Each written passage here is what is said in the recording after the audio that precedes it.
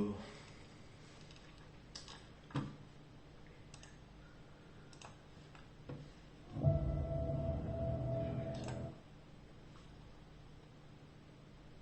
Qu'est-ce qu'il fait? Ça fait 3 mois, il nous dit qu'il sort une vidéo, il la sort, et une semaine après il en ressort une. Et putain, c'est tout ou rien quoi. Putain, il sait pas où il campe le mec. Bon, allez, qu'est-ce qu'il nous raconte?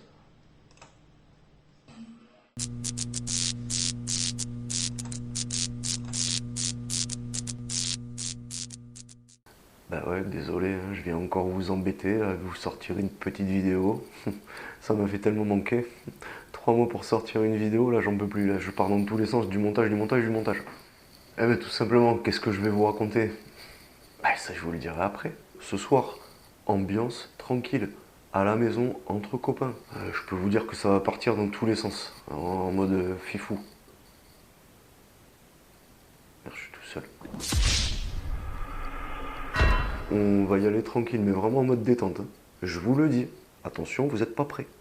Bon, blague à part, juste avant de commencer, ben, je tiens encore une fois, et ça vous allez me dire, putain mais qu'est-ce qu'il est chiant, tout le temps, tout le temps, tout le temps, il nous raconte toujours les mêmes choses. Bah ouais, bah c'est comme ça, bah, j'ai envie de vous remercier, tout simplement. Je remercie toutes les personnes qui sont là depuis le début, je remercie toutes les personnes qui sont là depuis pas très longtemps, là, depuis quelques jours. Mais je remercie toutes les personnes qui sont venues entre les deux. Voilà, on est à peu près 1300, un petit peu plus. Donc c'est franchement un régal. Merci à tous, merci pour votre soutien. Vous êtes franchement, on est tellement bienveillants. Je vous kiffe. Là, surtout ces derniers jours, vous m'avez apporté tellement de réconfort, tellement de bonheur. Vous me régalez. Alors si je vous fais cette vidéo ce soir, le premier anniversaire de la chaîne. Je suis ému. 1 an que vous êtes là, 1 an que je vous propose mes enquêtes, 1 an que vous me faites avancer tout simplement. C'est une vidéo spéciale anniversaire, la première bougie. C'est quelque chose de mémorable. On va revenir sur tout ce qui s'est passé depuis une année complète. On va faire un point, on va faire un bilan de toute cette année sur la chaîne, depuis les débuts des enquêtes filmées. On va revenir sur quelques faits marquants, parler de certains lieux où on a fait des enquêtes, des rencontres aussi que j'ai pu faire. On va débriefer une année de paranormal.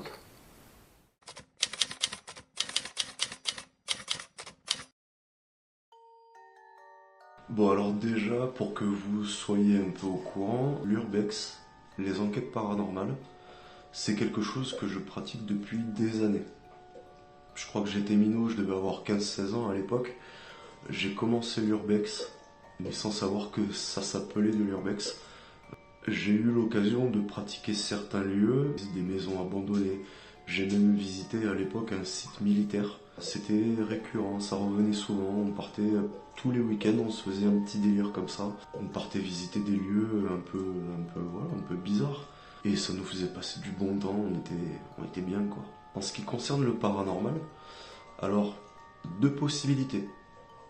Parce que c'est vrai que vous le voyez au fur et à mesure des enquêtes, où je ressens de plus en plus de choses, notamment sur la dernière enquête. Là j'ai eu des contacts, j'ai eu des ressentis, enfin bon c'était vraiment plus. Au fur et à mesure ça se développe et à la base il y a 2 événements qui peuvent expliquer pourquoi j'en suis là aujourd'hui. Le premier, donc toujours avec la même bande de potes, donc toujours pareil, hein, 15-16 ans et l'été, les parents de mon pote se barrent en vacances, ils lui laissent la maison, on savait pas trop quoi faire, et plutôt que d'aller faire des conneries, on s'est dit, tiens, si on faisait une petite séance de Ouija à la maison. Allez. Donc c'était vraiment Ouija artisanal, on a pris des petits bouts de papier, on a coupé, on a écrit des oui, des non, des lettres, des chiffres, et en plein milieu de la table, on avait posé un verre. On s'était quand même renseigné un peu, on n'avait pas fait les choses n'importe comment, mais peut-être un petit peu quand même. C'est même sûr. On avait recouvert les miroirs avec des draps, parce que soi-disant, ça peut être un portail. Et nous voilà, on était 4 ou 5 à faire notre séance de Ouija le soir, dans son salon. Je me rappelle en plus, il y avait sa petite sœur qui dormait à l'étage avec une de ses copines. Sa copine, elle nous a entendus, elle a dit « Non, plus jamais, je reviendrai plus jamais ». Elle s'est chiée dessus. En même temps, c'était normal, hein. On invoquait le démon, quoi. Alors, si je me rappelle bien, qu'est-ce qu'on disait? Par le pouvoir de 3x3, Manon, si tu es là. Je terminerai pas. Clairement. Là, je suis bien, je suis dans un environnement apaisé, calme, serein. Je vais aller cramer du Palo Santo, là. Je vais pas terminer parce que j'ai pas envie de m'attirer les mauvaises ondes. Stop, ça suffit, là. Non, c'est bon. Voilà, c'est le premier événement où, peut-être qu'à partir de là, ouais, j'ai commencé à vivre des choses un peu paranormales, on va dire. Deuxième événement qui pourrait expliquer, c'était toujours en été, à peu près à la même période, 15-16 ans. Avec mes frères en famille, on était partis dans un parc aquatique. Donc toute la journée, on avait bombardé les toboggans, la piscine, machin, ceci, cela. Et fin de journée, moi j'avoue, on était quand même bien fatigués. On termine par la piscine à vagues. Et puis bon, les vagues, c'est pas ouf, c'est gentillet, quoi. Je me dis, tiens, pour me changer, et surtout c'est ce que j'aimais bien faire, je plonge. Je vais essayer de toucher le fond. Et ouais, à l'époque, j'aimais bien toucher le fond. C'est un peu le résumé de ma vie. Bon, j'y reste un petit moment, et je me dis, plus d'oxygène, on remonte. Une vague qui me coule. Je replonge. Bon, c'est pas grave, on recommence. Je remonte. Une deuxième vague qui me recoule. On lâche rien, puis au moins 5 ou 6 vagues comme ça. Et là, je vous dis, j'ai complètement déconnecté. Je me suis laissé partir. Parce que j'avais plus d'oxygène, j'en pouvais plus. Franchement, je vous dis, je partais.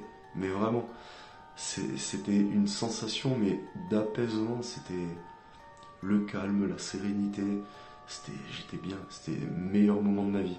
Vraiment, hein. J'avais plus la force de lutter et je me sentais vraiment partir. J'avais mes deux frères à la surface qui étaient là, mais qu'est-ce qu'il fait ce con? Il remonte ou pas? Non, il remonte pas.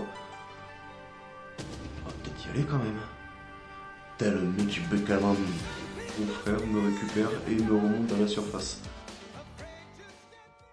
Je vous passe un petit peu tous les détails de comment j'ai vécu cette expérience, mais ça a été franchement, pas traumatisant, mais pas du tout. J'ai même pas eu le temps de paniquer en fait, que c'était déjà trop tard. Franchement, c'était cool. C'était super sympa quand même. Ouais. Le deuxième événement qui pourrait expliquer ça, qui aurait déclenché tous ces phénomènes. Donc voilà, comment on en est arrivé là? La passion de l'urbex, la passion du paranormal, parce qu'au fur et à mesure, je vivais de plus en plus de choses.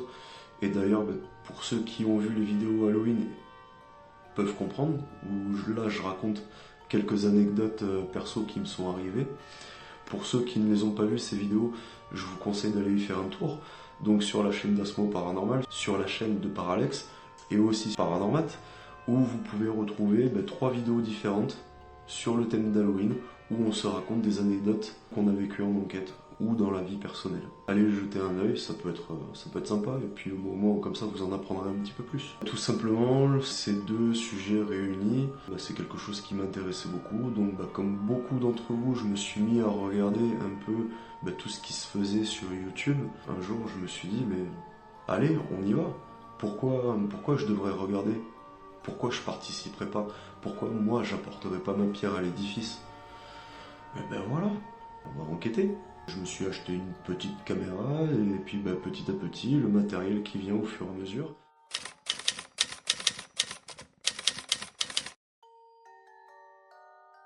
Bon maintenant on va parler des choses qui font peur. Alors si jamais quelqu'un vous dit ouais non moi dans les lieux abandonnés, dans les expos paranormales, non moi j'ai pas peur. Franchement c'est un putain de mytho le mec hein. Qui ne s'est jamais chié dessus en fait? C'est le truc qui arrive vraiment à tout le monde.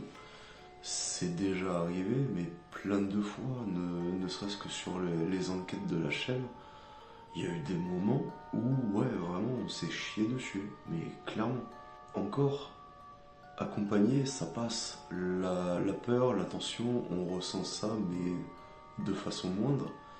Mais c'est vrai que tout seul, les 2 dernières enquêtes, encore la dernière pas trop, mais celle que j'avais fait au domaine, ouais, là franchement, tout seul, c'est pas la même histoire quoi. Quand j'étais au domaine du vigneron, là, on entend ce petit, comme un caillou qui tombe en fait et qui vient rebondir, qui roule. Il y a juste des endroits où clairement je vais pas aller. Enfin, j'imagine que c'était ça. Mais c'est vrai que sur le moment, on s'y attend pas et c'est surprenant, ça fout vraiment ça fout la pétoche comme on dit, hein. Et ça nous tombe dessus. Et on n'est pas bien du tout, mais clairement pas bien. Bon, après, même si, allez, on va dire à 80%, les choses peuvent s'expliquer de façon rationnelle, il y a toujours ce petit machin, ce petit truc qui nous dit ouais, là c'est chaud quoi. Donc notamment je repense à ce moment où on était au Tulloch Castle. On avait fini l'enquête, on était dans le lit, moi je regardais les rushs, Caro était en train de s'endormir, et d'un coup on entend ce poc contre la fenêtre. Et on se dit mais qu'est-ce qui se passe en fait? Là clairement ce genre de bruit, ça fait partie des 20% qui peuvent pas s'expliquer de façon rationnelle. C'est pas Michel en bas qui jette des cailloux. Martine! Non, c'est pas possible. Ou alors c'est vraiment un oiseau torché complet qui s'est trompé et qui a fait un tout droit sur la vitre. Ça peut arriver, c'est peut-être ça. Mais 20%, on sait pas. Enfin moi perso en tout cas je sais pas. Et puis après il y a des phénomènes un peu plus troublants, un peu plus effrayants. Comme dans le pensionnat, où on était par terre en train de regarder les documents, en train de lire un peu tout ce qui était écrit. Et là on entend ce bruit de pas sur du gravier, des gravats, mais ce pas lourd et insistant qui vient, qui se rapproche en plus.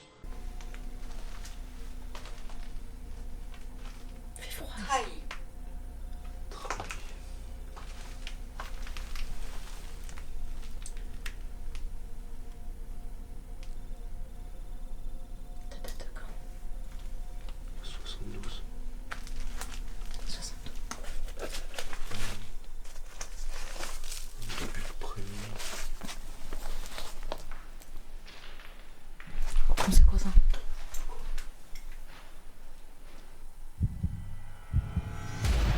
C'est quoi ça? Il y a quelqu'un? Là on s'est dit non, qu'est-ce qui se passe? C'est pas possible. Donc autant c'est peut-être quelqu'un qui voulait nous faire une blague, je sais pas. Quelqu'un qui s'est dit bah tiens il y a de la lumière, je vais aller voir, et puis quand il nous a entendus, il est resté bloqué dans un coin pour pas se faire voir. Mais je vous dis hein, honnêtement, moi le premier je me suis tellement chié dessus que j'ai pas osé aller voir là-bas dans la pièce. Qu'est-ce qui se passait? Qui c'était? Si c'était vraiment quelqu'un ou pas, on sait pas. Mais ouais, là vraiment blanc comme des culs. Non, là c'était chaud, ouais. Même nous on était pétrifiés, on n'osait plus bouger, on n'osait plus quoi, on sait pas. On était perdus, mais vraiment perdus. Parce qu'on s'y attendait pas encore une fois. Et après tout simplement dans certains lieux, on ressent des choses, on ressent une atmosphère, quelque chose de lourd, on se sent pas à l'aise. Là clairement dans le pensionnat, fin de soirée, ouais c'était ça. On n'était pas trop à l'aise. Et c'est ce que j'ai ressenti aussi dans d'autres endroits, comme la maison Cercueil, ou la maison close qu'on avait fait, mais ne serait-ce qu'en urbex, on n'avait pas fait d'enquête là-bas. C'est vraiment des endroits où il y a quelque chose, on se sent pas bien là-bas. Donc ça, plus les petits phénomènes que vous rajoutez, plus nous, tous les films qu'on se fait dans la tête, là le mental il prend le dessus, et ouais clairement, on laisse des traces quoi. Et après, je pense que dans la plupart de ces endroits-là, ce qui fait le plus peur, c'est vraiment de tomber sur quelqu'un, quoi. Quelqu'un de mal intentionné, dans le pire des cas. Autant ça peut très bien se passer, on tombe sur des gens, sur des urbexeurs, sur plein de gens. Mais ouais, la peur de tomber sur quelqu'un de vraiment mal intentionné et savoir qu'il pourrait se passer quelque chose, ouais, ça franchement c'est quelque chose d'assez flippant et qui reste vraiment ancré dans le mental quoi. Donc ouais, ça c'est pas évident. C'est pour ça que moi, tous les lieux que je fais, et en plus forte raison comme je suis seul, je barricade un minimum l'entrée. Je fais le tour, je vérifie toutes les entrées, je laisse qu'une seule entrée ouverte et j'essaie de barricader au mieux. ça va pas empêcher les gens d'entrer, mais au moins si ça rentre, ben, je vais l'entendre. Et puis là, on a le temps de juger, est-ce que c'est gentil ou pas, est-ce qu'il faut se barrer en courant, est-ce qu'il faut se cacher. C'est des précautions qu'il faut prendre, parce qu'on n'est pas à l'abri. Vous avez déjà certainement dû le voir dans différentes enquêtes, où clairement, ça peut partir en cacahuète assez rapidement, quoi. Donc ça, c'est les peurs, les craintes qui peuvent arriver en enquête, mais il y a aussi ce qui se passe après l'enquête. C'est-à-dire qu'il y a toujours cette peur, enfin du moins pour moi, hein, de ramener quelque chose, de rapporter une entité qui se serait accrochée, qui vienne pourrir la vie tout simplement. Même si on fait ce qu'il faut, on se protège, on a des rituels, enfin moi perso je sais que je fais des prières, mais ça peut arriver. Et je pense que c'est déjà arrivé malgré tout ça. Ça veut dire que Caro, elle a un petit rituel. À chaque fois qu'elle part dans un endroit, il faut qu'elle ramène un caillou. Un caillou de cet endroit-là. Et qu'elle met après dans un vase. Comme ça fait un vase à cailloux de droite à gauche, de tous les endroits qu'elle a fait. Mais le truc, c'est que on a ramené un petit caillou du Droversine en Écosse. On a ramené un petit caillou de l'Ermitage à Alicante. On a ramené un petit caillou de ceci, on a ramené un petit caillou de cela. Des cailloux, il y en a plein. Des cailloux d'endroits supposés hantés. Avec tout ça, je peux vous dire que je pense qu'on a ramené quelque chose. J'en suis persuadé. Parce que pendant des semaines, pendant des mois, les galères, elles s'enchaînent, quoi. Bon, aujourd'hui, perso, ça va mieux. Mais voilà, tous ces petits cailloux, tous ces petits souvenirs qui sont dans la maison, ouais, c'est chaud, quoi. Je me dis qu'il y a peut-être un lien entre ça et ça. Maintenant, c'est peut-être une interprétation, ou je sais pas. Mais je me dis que c'est carrément possible en fait. C'est pour ça que mine de rien, il faut quand même être assez bien protégé par rapport à tout ça, quoi. Donc voilà, maintenant, que ce soit le jour, la nuit, que vous soyez seul, accompagné, que ce soit supposé hanté, pas du tout, peu importe, il y aura, je pense, toujours cette petite part d'appréhension par rapport à plein de choses, mais je me dis que c'est le mental qui fait un peu tout ça, quoi. C'est le mental qui nous met des barrières, c'est le mental qui nous freine, c'est le mental qui nous bloque, qui nous empêche d'avancer. Donc maintenant, on fait avec, on fait en sorte que tout se passe bien. Maintenant, on n'est pas à l'abri.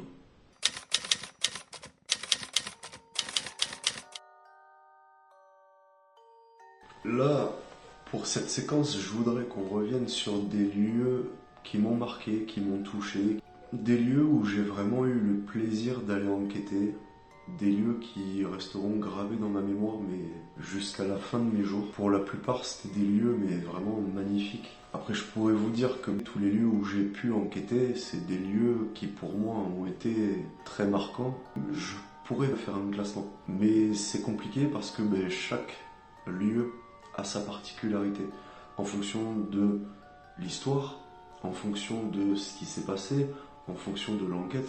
Il y a des lieux comme le pensionnat ou le sanatorium où on peut ressentir de la tristesse, de la douleur, on peut ressentir un sentiment d'abandon, enfin je sais pas comment vous expliquer ça, mais c'est quelque chose de... C'est pas négatif en soi, mais on ressent qu'il y a quand même quelque chose. C'est une atmosphère qui fait que on a plaisir d'enquêter, on a plaisir d'aller chercher les informations, de savoir ce qui s'est passé, de savoir avec qui on pourrait entrer en contact. C'est des lieux, en plus ces bâtiments-là, ils sont... L'architecture, elle est magnifique, quoi. Bon, le pensionnat un petit peu moins, parce que c'est quand même plus contemporain, mais ne serait-ce que le sanatorium, c'est le bâtiment en lui-même, il est ouf. Ces grandes pièces, ces longs couloirs, c'est une ambiance vraiment particulière, quoi. Après, il y a des lieux comme le domaine, où là c'est vraiment un lieu d'habitation, il y a eu du vécu, et apparemment depuis des siècles, plein de générations se sont succédées dans ces lieux, et pouvoir aller enquêter là-dedans, c'est pour moi quelque chose de magique. Moi, à chaque fois que je rentre dans un lieu, je m'imagine un peu la vie qui était autrefois. Et à un moment, même dans cette enquête, je vous dis, on sent la vie, c'est que vraiment, on sent le vécu, on sent le passage, on sent, ouais, il y a une odeur particulière. C'est pas une odeur dégueulasse, c'est une odeur d'ancien, quoi. Et ça me régale à chaque fois. Après, bon, il y a des lieux un peu plus impersonnels, on va dire, comme la garrigue. La garrigue, c'est quoi? C'est de la nature, des buissons, des animaux. Mais pourtant, dans ce lieu, dans cette enquête, ouais, il y a eu quelque chose qui s'est passé. Il y a eu une vie qui a été ôtée. Donc, oui, il y a eu une histoire, il y a quelque chose. Et pendant cette enquête, il y a eu des résultats. Donc, même ce lieu qui est pourtant anodin, on va dire, raconte des choses. Et c'est ça qui est passionnant, quoi. Mais après, voilà, le top du top, c'est quand on part hors des sentiers battus, quand on part voyager, tout simplement. L'Espagne, la région d'Alicante. On avait fait un peu aussi, mais c'était pas filmé, la campagne aux alentours de Madrid, où il y a eu quelques lieux, où on a eu quelques résultats aussi. Tous ces endroits-là, c'est magnifique. Puis c'est une culture différente de la nôtre. Donc ouais, ça apporte un petit cachet en plus. Et puis l'Écosse. L'Écosse avec ses paysages. Le Loch Ness. C'est franchement, même si je doute que, oui, l'histoire du petit lézard là qui traîne dans l'eau là, bon, personnellement, j'y crois pas trop à ça. Mais pourquoi pas? Je ferme pas les portes, hein. Je veux bien, mais tant qu'on n'a pas prouvé l'existence ou tant qu'on n'a pas démenti, même si on peut entendre certaines choses à droite à gauche, pourquoi pas? Mais voilà, pour en revenir à l'Écosse, c'est tous ces lieux, ces châteaux qui sont empreints d'histoire, qui encore une fois ont quelque chose à raconter, ne serait-ce que le Tulloch Castle, cette histoire, la petite Elisabeth là, qui est tristement décédée là, en faisant un piqué du 3e étage là, c'est chaud quoi. Et puis ne serait-ce que les contacts qu'on a eus avec apparemment la mère d'Elisabeth, ça, ouais, c'est quelque chose d'énorme quoi. Honnêtement, en y allant, j'étais persuadé qu'on allait avoir un contact avec Elisabeth. Mais en fait, Elisabeth, elle revit ce moment-là, en boucle, clairement. Par contre, sa mère, pour moi, est encore présente. Et quand on y était, je m'attendais à tout, sauf avoir des contacts avec Catherine. Donc, c'est quelque chose, même si on n'a pas le résultat escompté, à côté de ça, il y a quelque chose qui fait que on se dit, ouais, on n'est pas venu là pour rien, on n'a pas fait toutes ces bornes pour rien, mais même clairement, on n'aurait pas eu de résultat, rien que le voyage, rien que de visiter ces lieux, c'est énorme. Tous ces cimetières-là qui n'ont rien à voir avec les cimetières de chez nous, c'est magnifique, c'est vraiment magnifique. Mais voilà, tous ces lieux ont quelque chose à raconter. Et puis les pubs aussi. Alors déjà qu'on aime bien la bibine, alors là, clairement, si en plus on rajoute des fantômes avec, c'est le nirvana, j'ai envie de te dire. Donc ouais, tout ça, tous ces lieux, tous ces endroits, et c'est vraiment quelque chose qu'on n'oublie jamais, quoi. Ça fait des souvenirs, vraiment. Et on a beau les avoir en vidéo, le plus important, c'est que ça va rester dans la tête, quoi. C'est ça. Et puis voilà, 1 an sur YouTube, Paranormat, c'était aussi des rencontres. Qu'elles soient physiques ou non, je veux dire, j'ai rencontré certaines personnes en face à face, mais il y en a d'autres que je n'ai jamais vues encore, mais avec qui j'échange beaucoup. Pour moi, tout ça, ce croisement, cet échange qu'on peut avoir avec les autres, même sans se connaître, juste parce qu'on fait la même chose, c'est quelque chose de vraiment gratifiant. On se connaît pas, mais pourtant, c'est comme si on se connaissait depuis longtemps. On arrive à taper des petits délires ensemble. C'est une ambiance particulière qui est vraiment très positive. Et c'est ça qu'on aime, c'est ça que moi, personnellement, j'aime. Donc, les toutes premières rencontres physiques qu'on a pu faire, c'était la toute première enquête qu'on faisait en feat avec Asmo, où on est parti justement enquêter dans ce sanatorium. Sanatorium qui, je crois, a laissé quelques traces, à confirmer, mais ça, je vous ferai peut-être une petite vidéo là-dessus après, enfin, plus tard. Déjà, on a un lieu magnifique, où il s'est passé quand même pas mal de choses, il y a eu beaucoup de défunts, donc possiblement beaucoup d'entités. Bon, même si on a fait nos enquêtes chacun de notre côté, on a eu quand même des petits moments où on était ensemble. Ça a été la première rencontre youtubesque, j'ai envie de dire. Mais à côté de ça, voilà, le fait d'avoir rencontré certaines personnes nous amène à rencontrer d'autres personnes avec qui on crée d'autres connexions, avec qui on partage encore une fois. Et là, c'est vraiment pas de prise de tête, on déconne comme si on se connaissait depuis toujours. Mais c'est ça qui est vraiment chaleureux, c'est convivial, c'est encore une fois, c'est bonne ambiance. Et puis, voilà, il y a eu la rencontre aussi avec Alex, avec Esolf, où on se dit, nous, petits youtubeurs, ok, on arrive, on débarque, ça fait même pas 6 mois qu'on est dans la partie, et on tape à feat avec Alex. On a proposé à Alex de venir visiter certains lieux qu'il n'avait pas fait encore, d'où la possibilité de faire de nouvelles enquêtes, de nouvelles expériences, et pour ça, putain, il est balèze.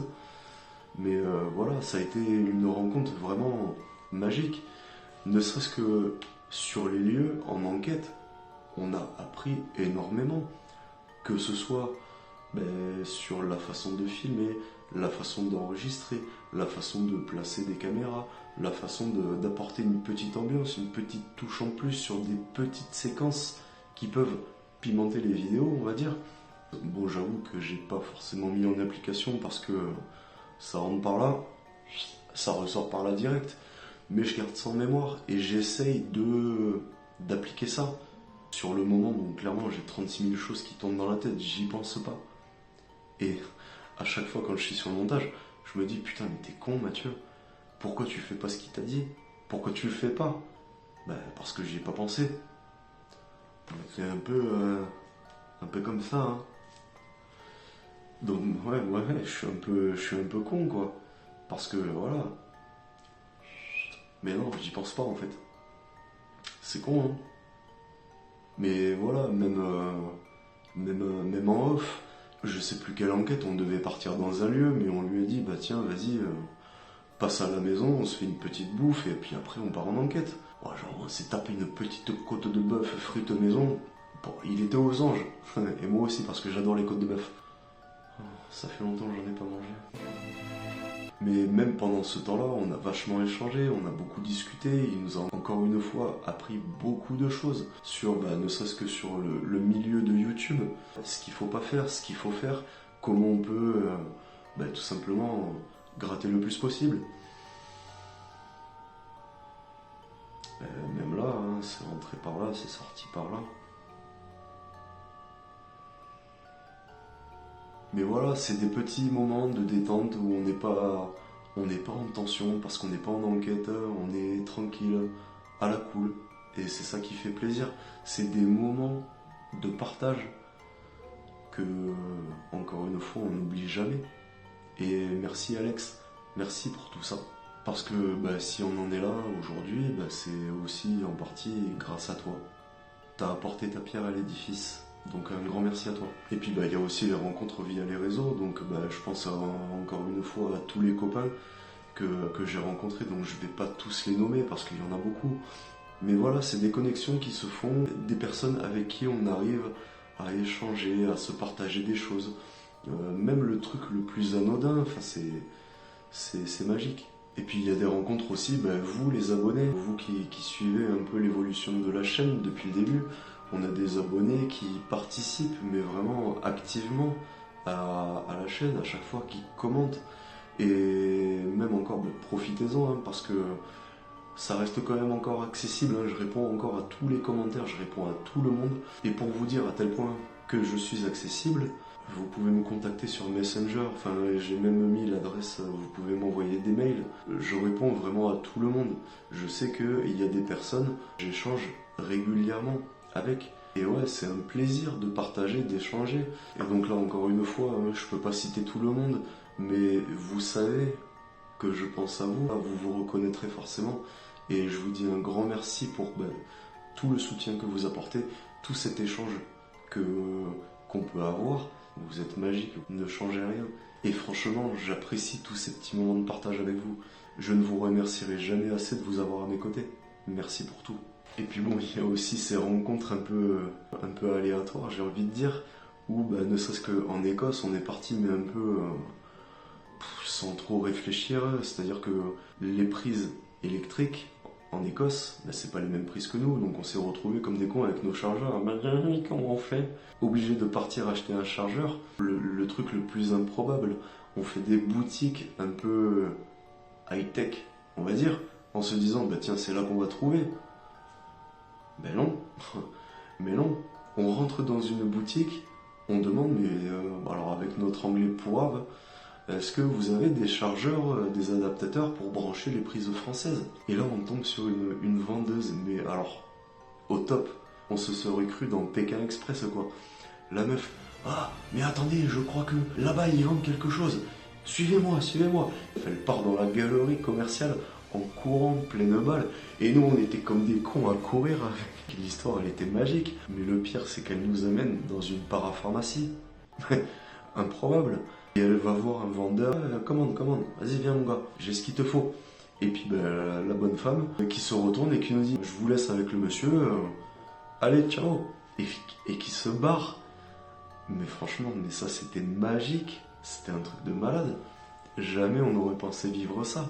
Mais la scène, elle était épique, vraiment. Tout comme le personnel du Tulloch Castle, on a cette réceptionniste là qui nous fait visiter un peu le château, qui nous raconte 2-3 éléments de l'histoire, de tout ce qui s'est passé dans le château. Et puis pareil, qui court à travers la pièce pour nous allumer la lumière. C'est pour ça que je me fous un peu de sa gueule, mais c'est gentil dans la vidéo. Je me dis, ouais, tiens, je vais faire comme la bonne femme là qui court pour allumer. Et on m'entend marcher, traverser toute la pièce pour aller allumer. Mais vraiment, c'est du personnel, mais au top du top. Et puis après, dans l'enquête, on se dit, putain, mais on a communiqué avec la mère d'Elisabeth, mais on s'est pas renseigné à savoir comment elle s'appelle. Et puis là, on descend, tiens, on va se fumer une clope, pas de feu. On va voir le mec qui s'occupait de la réception la nuit et on lui taxe du feu. Le mec gentil nous file des allumettes de cheminée, les allumettes de 20 cm pour allumer 2 clopes. Ça c'est magique aussi. Et puis on en profite, tiens, mais comment elle s'appelle la mère d'Elisabeth? La mère d'Elisabeth, elle s'appelle Catherine et machin, et il commence à nous raconter. Mais ça, c'était énorme, le personnage en lui-même, mais c'est l'écossais de base, quoi. Et ça, c'est des rencontres qui resteront gravés dans la mémoire. Et puis dans un registre tout autre, on va parler des rencontres paranormales, tous les échanges qu'on a eus avec ces entités, les PVE, les voix qu'on a entendues, les échanges qu'on a pu avoir, ne serait-ce que par le biais du pendule ou quoi, c'est quelque chose de gratifiant dans une enquête. Et ça, encore une fois, ça s'oublie pas, quoi. Ça s'oublie pas parce que elles arrivent à nous transmettre des messages, des émotions, de la tristesse, de la joie, de la peur, de plein de choses qu'on arrive à ressentir. Et c'est vraiment énorme. Enfin voilà, durant toute cette année, ça a été une année riche en rencontres. Et franchement, j'espère qu'il y en aura d'autres. Et je sais qu'il y en aura d'autres, c'est obligatoire. Donc maintenant, on va aborder le sujet de tous ces phénomènes, tout ce qu'on a pu vivre durant cette année, que ce soit les PVE, les bruits, un peu bizarre, tous ces phénomènes qui peuvent s'expliquer de façon rationnelle ou pas. Donc ne serait-ce que dans la dernière enquête, la garrigue, comme je vous dis au début de l'enquête, quand j'entends ces bruits de pas qu'on a entendus aussi au pensionnat, cette voix que j'ai entendue dans la garrigue, cette voix que j'ai entendue dans la grande pièce rose dans le sanatorium, tous ces PVE qu'on peut avoir, que ce soit sur la bande de l'enregistreur, que ce soit dans les vidéos, sur les bandes son, ces bruits qu'on peut entendre notamment dans le domaine, ce poc qu'on entend comme une pierre qui tombe, toujours dans le domaine, ce poc ressenti sur le support de la frontale.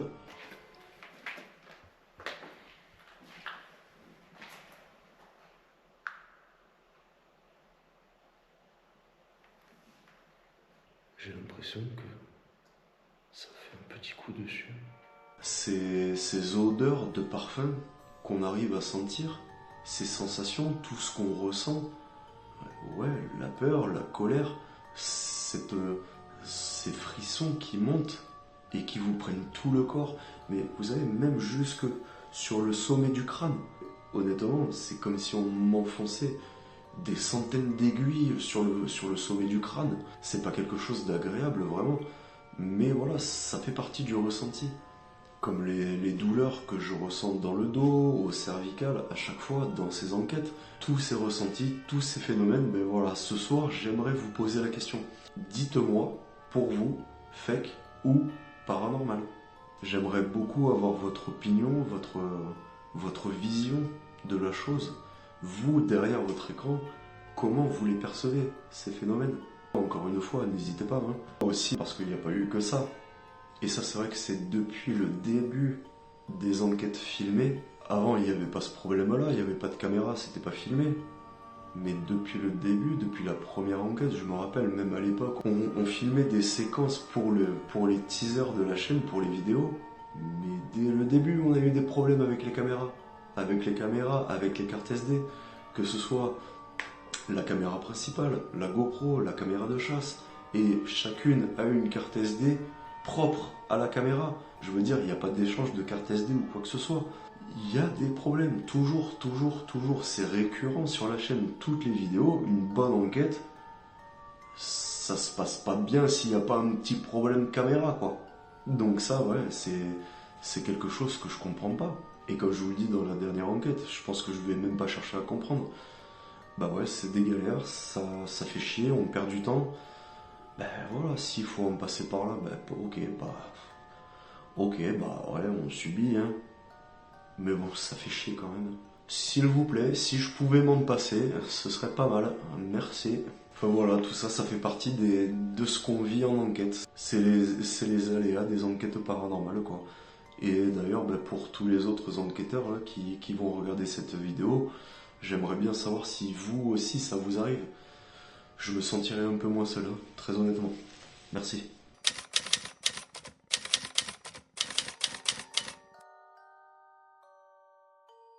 Bon, ben maintenant, voilà tout ce que ça m'a apporté. Donc, en plus des galères de caméra de carte SD, on va faire un petit point, le positif, le négatif, de toute cette année d'enquête sur YouTube. Qu'est-ce que ça m'a apporté? On commence par le positif ou le négatif? On va commencer par le négatif, hein. Toujours donner le négatif avant de donner le positif. Renforcement personnel. Mis à part toutes ces galères, ce que ça m'a apporté, bah des galères en plus. Mais vraiment que des galères depuis le début. Alors pourtant on fait ce qu'il faut, on se protège. Personnellement, je fais mes prières. Alors pas à Dieu, j'appelle mes guides, je demande la protection, je demande plein de choses. Que ce soit avant ou après le début de la chaîne, c'est vrai qu'il y a toujours cette appréhension de l'entité qui vient s'accrocher. Ça m'est déjà arrivé il y a quelques années, où bon là clairement j'ai fait le con, hein, j'ai fait n'importe quoi.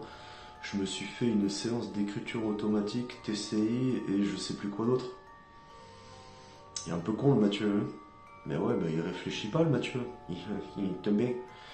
Ben ouais, où là clairement en pleine séance j'ai ressenti une douleur au niveau de la poitrine, mais vraiment comme si on rentrait à l'intérieur de mon corps, une main qui rentre, qui me prend le cœur et qui le serre là, comme ça.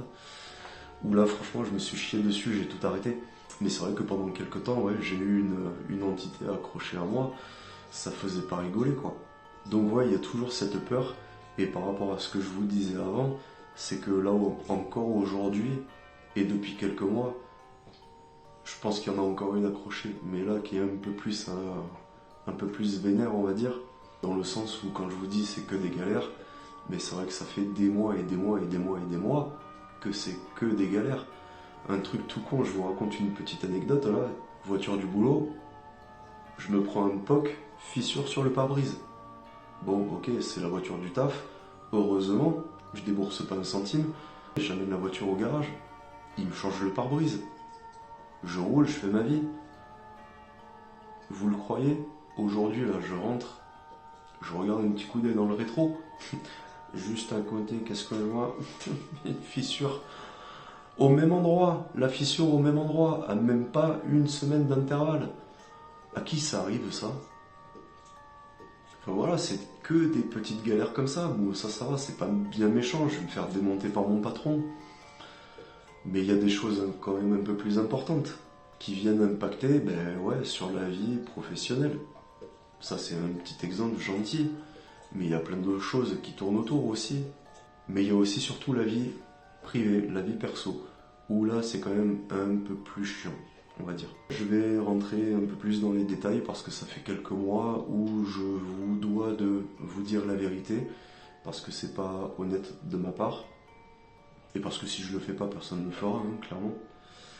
Vous avez remarqué que depuis la vidéo du domaine, depuis le mois de septembre, Caro n'apparaît plus dans les vidéos, dans les enquêtes. Bon, en même temps, il n'y en a eu que 2, mais bon, voilà. Tout simplement, désolé de vous l'apprendre, mais Caro et moi, on s'est séparés, voilà, on n'est plus ensemble.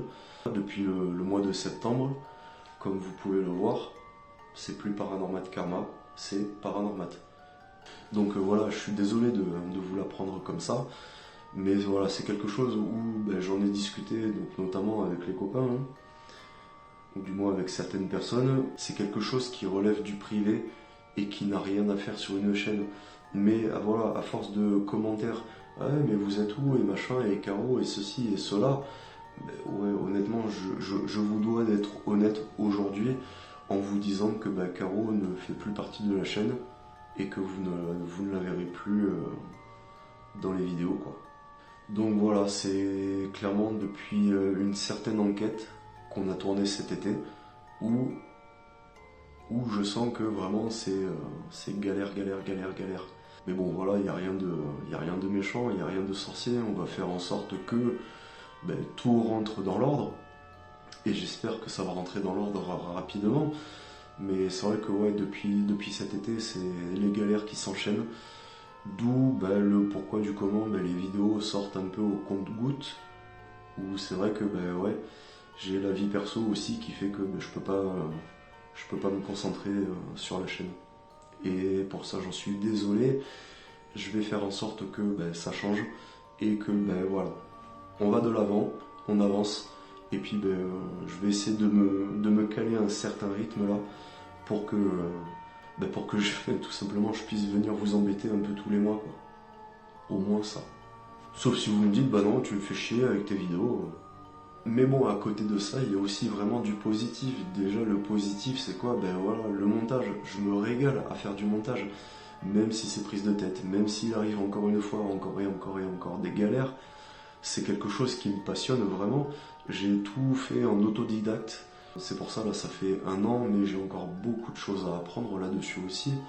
Mais voilà, petit à petit, je me forme. Et j'espère que dans quelques temps, ça ira quand même mieux, j'arriverai à gérer au mieux les choses et à me faire beaucoup plus plaisir, à vous apporter beaucoup plus de qualité, quoi. Parce que tout simplement, voilà, ne serait-ce que voir le produit fini et puis les retours que vous me faites aussi, c'est quelque chose qui fait chaud au cœur. Et là, je me dis, ouais, j'ai pas passé 20 heures sur cette vidéo là pour rien. Donc ça, ouais, c'est énorme.